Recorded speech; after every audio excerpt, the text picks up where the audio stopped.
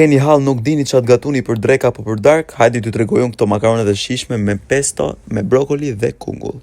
Dhe qa është më mirë është bëhen të gjitha brenda vetëm me një tenxhere pa bërë enë tjera pjesë, kështu që nuk keni pse të lani 500 enë.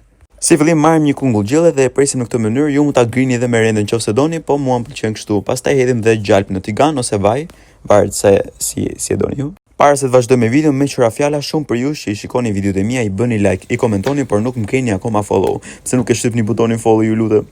Për erza, unë kam përdorur hudhur pluhur, porzilok, majdanoz, rigon edhe piperzi. Do t'i përzijmë këto mirë dhe pastaj të shtojmë pastat. Ju sugjeroj të përdorni pene se janë dhe më të lehta për t'u përzierë dhe kjo tenxhera multicooker dhe janë më të mira për mendimin tim për këtë lloj paste. Do të shtojmë pastaj ujë derisa të mbulojmë makaronat jo më shumë jo më pak edhe ndesim këtë multicookerin për vetëm 10 minuta dhe i vendosim kapakun.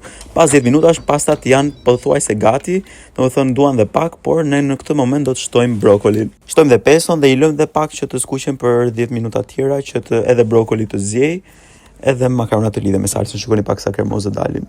Pasi pastat janë lidhur me salcën, do t'i vendosim në pjatë dhe i kemi gati për t'i ngrënë.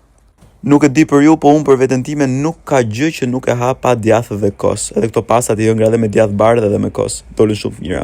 Uroj t'ju ketë pëlqyer kjo receta dhe provojeni edhe juve. Faleminderit shumë, shihemi videon tjetër. Ciao.